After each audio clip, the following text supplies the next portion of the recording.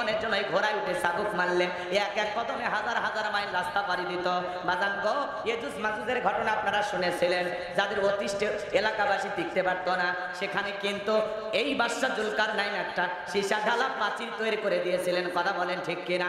তামা গলায়া, লোহা গলায়া বিশাল একটা প্রাচীর নির্মাণ করে দিয়েছিলেন। ওগুলো অনেক ইতিহাস, অনেক ঘটনা আছে বাজান, বিভিন্ন দিক তিনি সফর করেছিলেন। এই সফরের ঘটনাগুলো যদি বলতে চাই 3 দিনে আলোচনা করে শেষ হবে না।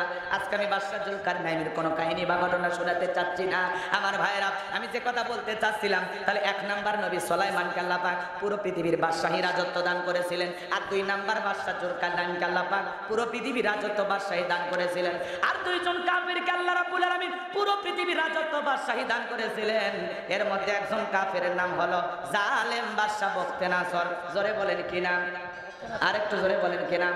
জালেম বাদশা বখতেনাসরকে আল্লাহ পাক পুরো পৃথিবীর রাজত্ব বাদশাহী দান করেছিলেন। ওই সময় আল্লাহ পাক একজন পয়গাম্বার পাঠিয়েছিলেন, সেই পয়গাম্বারের নাম হলো দানিয়েল আলাইহিস সালাম। আল্লাহ নবী দানিয়েল আলাইহিস সালাম তার কওমের মানুষকে ডেকে ডেকে সুন্দর করে দাওয়াত দিতে লাগলেন। আমার আল্লাহ পাক বলেন, ইয়া বানি ইসরাঈল যাকুরু নি'মাতি আল্লাতী আন'আমতু আলাইকুম ওয়া আন্নী ফাদ্দালতুকুম আলাল আলামিন।